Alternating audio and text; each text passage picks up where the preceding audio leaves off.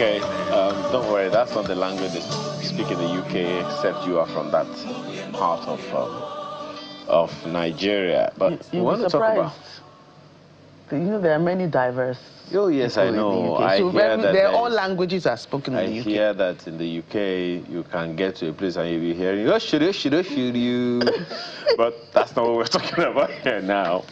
The Great Alumni Awards celebrate outstanding alumni who studied in the UK and are now making a significant impact in Nigeria across leadership, innovation, entrepreneurship, and social development. You want to find out what that is about? That's why we're having this conversation with Nene Ogwade, who is the Programs Manager at Higher Education British Council. Thank you for your time here today.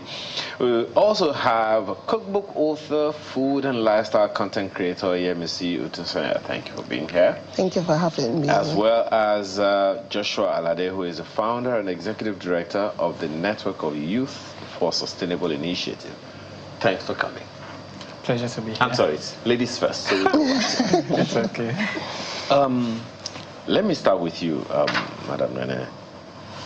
Tell us what this whole Study UK Alumni Awards is about. Thank you so much. The Study UK Alumni Awards celebrates the exceptional achievements of UK-educated alumni who are making meaningful and long-lasting impact in their profession, communities, and even in their home countries. And also, this is our 7th edition of the Study UK Alumni Awards in Nigeria, and also the 12th edition of the awards, globally. Okay. So this is not only celebrated in Nigeria, celebrated in other countries, in 18 countries, to say. We have France, Egypt, we have China, we have Bangladesh, and the rest of it, even Ghana. So the criteria for you to be qualified for this Alumni Awards... We'll come in there. But why is it important to have the Alumni Awards? Yes, just like I said, we see the importance of UK education. Okay. In the lives of individuals, and we see in Nigeria. Yes, in Nigeria and even across the world, and so we see the essence why we see how people go into the UK and study, and they come back and they like leverage on their education in the UK and they bring it back home to do great and important and mighty things, just like what Yemisi and Joshua were about to share with us. So I like that. Yes.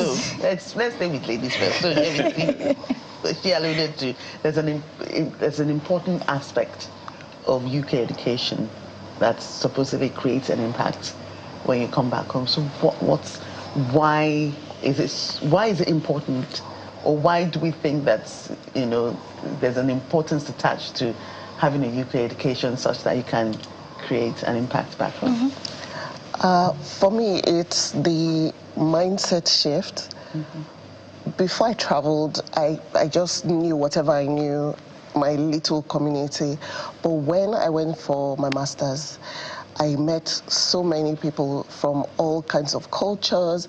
I was introduced to different lifestyle, and I think for me the important thing is I was introduced to technology, fast, unlimited internet at a time where I didn't even have internet coming from my home. Now I have it on my bed. I can do anything I want to do. So I had a mindset shift in terms of career options, in terms of what I could do with my creative gifts, in terms of even viewing my gifts as creative, as something I could build a career with. So the mindset shift was the most important thing for me, because that was the foundation of every other thing I've done so far. Interesting. You're done with ladies first. So why? Now that said, why did you feel the need to apply for this UK Alumni Awards? We were discussing backstage, and you knew I would ask this question. No, we were discussing basically about the awards, the events, and they were asking, how did you know about it? And I believe I saw it online. I said on Instagram. It's not like I was part of an alumni where they told us go and apply for this. I saw it, and I said, oh, this is going to be an interesting platform to showcase what I've been doing for the past maybe 10 years. Wow. I need to apply and see where it goes. I just didn't think it was, to be honest, going anywhere. I just applied, spent my time that afternoon doing the applications. And it's been an amazing experience because I feel like I've spent time after winning watching back on all I have done. So I didn't think I'd done anything, but you know, once you're making those applications and they're telling you to list things and you're like, oh, I did this, I did that, oh, I've actually done a lot since I came back, and all of it stemmed from the fact that I went for my higher education and all of that in the UK. So that was why I applied, and that was how it has impacted me. Was it mind shift for you as well, or your certificate? Alongside the mindset is also understanding how systems work. So if growing up in Nigeria, I am used to the disorderliness, they manage it like that mentality. You see things, and if I were in court, I would say, oh, I object. Most times, but I'm not in court, so go ahead. That's growing up in Bolade Oshodi. That's something I see growing up. But going to the UK, I know that, for instance, taking the trains, it's always on time, and also understanding how governance works. Because I am really interested in how government and the people relate. So in the UK, seeing that systems, before there's a new increase in the price of transportation, there's usually a conversation with the people who will be impacted by this problem or by this increase. And also in my school, I was part of the inaugural student council for the University of Bradford. So it was also the university bringing me in to understand how they go about making new provisions for students that will be coming into the university. And these are, I finished in 2023, and the conversations we were having was to support people who will be coming in 2026. So those systems were things that really stood out for me, because understanding how systems work is really very important in transforming the lives of people. Well, we just finished talking about the internal party democracy. Maybe they need you in there to go help them. But before you go to that one, in what category of the award did you win? I was a finalist for the Social Action Award. Okay. Yes. So tell us the project that gave you that opportunity. Interesting. Yeah. So the project. So I lead the Network of Youth for Sustainable Initiative. Yeah, we said that. Yeah. And what we do is advocate for meaningful youth engagement in policies and programs that would enable young Nigerians to be able to lead and thrive. And when I returned after my master's in the UK, one of the things that I was really focused on was, how do young people play a part in the way that government creates policies that impact them? And climate action is one of the things that climate change is really impacting people, the environment and all. And Nigeria has, so across the world, member nations are supposed to create something called the nationally determined contributions. How are you ensuring that people are secure from the impact of climate change? And what I did was ensure that for the first time so Nigeria has done like 2 policies around the nationally determined contributions, but young people have not been included in that process. So my work was ensuring that youth voice was an intricate part of the development of Nigeria's NDC 3.0. So this was mobilizing youth civil society organizations, working with communities across Nigeria, like in Kaduna, in Enugu, in Ondo, bringing people together to speak, how is climate change impacting your lives and what do you want the government to do about it? Okay. So that's one of the projects that I did. And another project is... which one gave you this? So the most important thing was the work I was doing with the young people. Yeah. Okay. Yeah. And what about you, MC? Which one of your projects? Which of your cookbooks? Oh, sorry. I think it's everything really. The platform. What I studied was international politics and diplomacy. And while I was there, I was asking myself, what am I going to do with this? But while evolving, creating food recipes, I realized I was doing something bigger than I thought. It's not just cooking food. This is gastro diplomacy. This is culture. This is giving people access to information they never had. I remember when I just started creating the recipes, we didn't really have much of Nigerian recipes documented, written down with proper pictures. When you search Google, you see funny pictures. And I believe with a whole lot of other content creators, so far we've managed to build something that you can find online now. So I believe all of that work, I built a platform where we're able to use food and storytelling to showcase the culture of Nigeria. Did you have that in mind before you went to school? No idea. I had no idea. It was after your study in the UK? It was after my study, and I realized there was something called content creation. That was just at the beginning of content creation. I came back to Nigeria, and I was vlogging, and people would look at me like, what exactly are you doing? You're just filming yourself, nobody's watching. I'm like, people outside Nigeria are watching. People in Nigeria are not watching yet, but people outside are watching. And I will get ideas all the time. I'll see my counterparts, other parts of the world, what they're doing. I'm like, I can bring this to Nigeria. We can start talking about food. We can start showcasing recipes. We can start writing cookbooks, which was my biggest dream.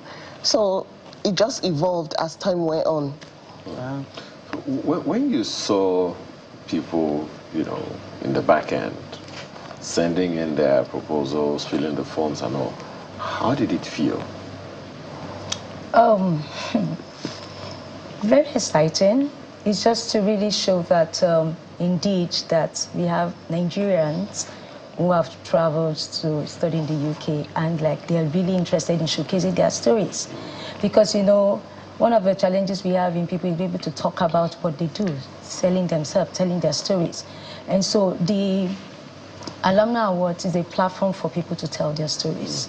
So how many categories are there? So we have 4 categories. Okay. So we have the business and innovation category, and this speaks about people who are doing, bringing in creative ideas, solutions, and business opportunities in that area, in the community that they are. Then we have the culture, creativity, and sports award that she is a winner. And those ones are people that have carved their career around arts, culture, and sports. Then the third one is the social action, which Joshua is a finalist, whereby they are committed in, creating positive changes in lives of people in their communities. And the final one is the science and sustainability. Right. How many people does she have to beat to get her award? Okay. No, I mean, because to tell us how many people are actually in this. So for each of the category, we have 3 finalists. All right. Yes. No, three out of how many for her category? We had over 1,000 applications globally. Wow. 1,008 applications. Nigerians are 800 doing great applications things. Come on, globally. That's great. So, and you have to go through a series of judging processes. And we're able to streamline all the applications to 12. Right. So when are you doing secondary school alumni?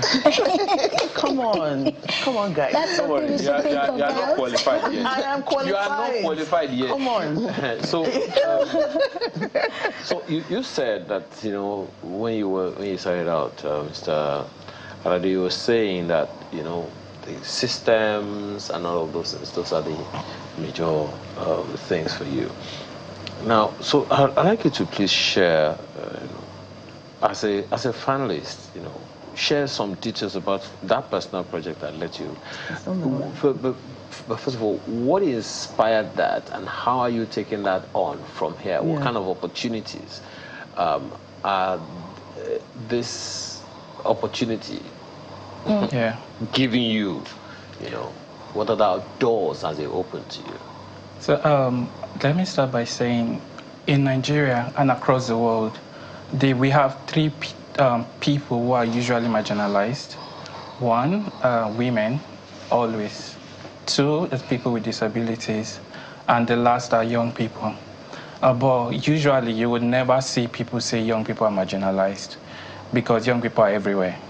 But my work is around strengthening youth leadership, to making government, people in the community to understand that in a young person there's a lot of potential and you need to listen to them. So what I do is... So how has that opened opportunities for you? So when I am speaking about the work that I do with young people, you have people who want to listen. And one of them is, I've had for my organization, is being able to provide support for international organizations like the UN. For instance, I get called to meetings to discuss the issues that is impacting young Nigerians. There's something happening over the next 2 weeks in Nigeria with the UN, and I have been summoned by the UN to say, tell us, how can we go about this? Give us ideas on what to do with young people. And it's also that opportunity to develop other leaders just like me, to make them understand that you have a role to play in your society. And then if I look at my organization, is that access to some funding support for the work. I remember one time I was just immediately after my master's in the UK, and I was sharing about a project around reconciliation and healing that the young people that I have trained worked on in Abuja. And somebody heard about the project, and after about 3 weeks called me and said, Joshua, I've been thinking about that project, and we want to support your organization for the next 2 years so that you can keep building leaders who would be able to create systems change, and we'll be able to talk about the issues happening in their community. So these are ways that this, my work, my project has really benefited me. How about you, other than gastro diplomacy? Yeah, I mean, in what ways have this opened other doors or opportunities for you? Yeah. For me, the important thing is fulfillment, first of all. I am very fulfilled in my career, which I didn't think could be a career.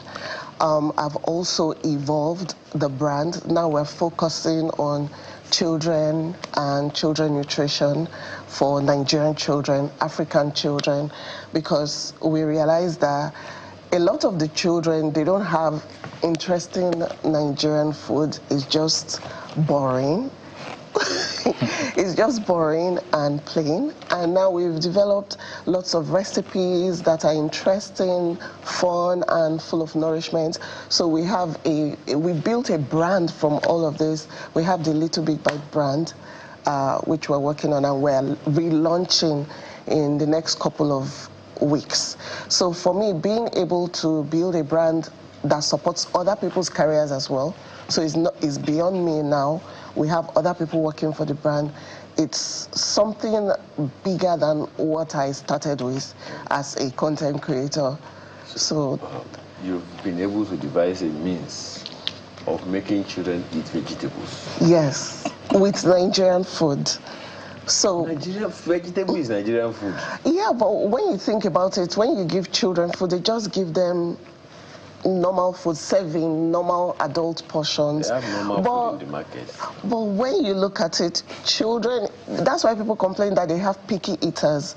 Children need a lot of care, especially when it comes to their food. The food affects the fact that they're talking on time or not. The food affects their metabolism. It affects their brains, their growth. So what don't we know before that you've been able to bring out? Just give us more to be able detail. to use Nigerian recipes specifically, because once people talk about children and food, they're always talking about things that are beyond us, like, oh, give them broccoli, stuff like this. But we can use Nigerian ingredients. We can develop recipes that are more interesting for not just eating at home, breakfast, lunch, dinner. We have special lunch box packages for children, and they're much more fun. And the benefit of all of this is that parents are happier, because they're like, we didn't know what to give the children. Once we weaned our babies, they went straight to pap, and from pap to eba. You see? It's not only young people that are marginalized. Even children are marginalized. Are marginalized, yes. So what do they get? What prizes do they get? I won't call that prizes, because one of the benefits for the Alumni Awards is to give you a global platform to showcase your stories, like what we are doing now. So, and also to build, your profile. Because I'm looking, it's award for a reason. You call it award for a reason. There should be some pounds. Yeah, Missy. So, but this is. You think she's going to be on your side here? No.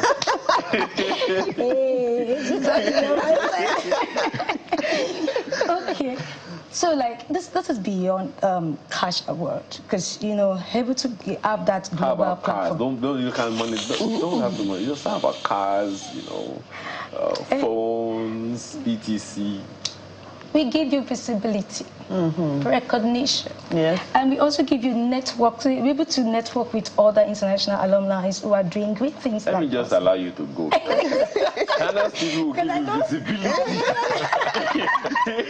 visibility. I know you're looking for something. We can only wish you all the best, madam. Thank you so much for your time this morning. Daniel Gwade is the Programs Manager at Higher Education of British Council Project Manager. Project, not programs. Oh, okay, yes. Apologies. As well as Yemisi Odusonya is a cookbook author, food and lifestyle content creator. Did you have to go and study nutrition at some point? No. Did you? No. This is all from experience. I have 5 kids. Oh, wow. We were exchanging as well as Joshua, the founder and executive director of the Network of Youth for Sustainable Initiative. Thank you, ladies and gentlemen, for being here with us today. And thank you for having us. Thank you for having us. We'll think about that, receiving that. We'll take a short break. When we return, the issues raised here have been to solve some of our problems as a nation in various societies. One that we've been battling with for a while is terrorism. Let's look at that GTI once more when we return.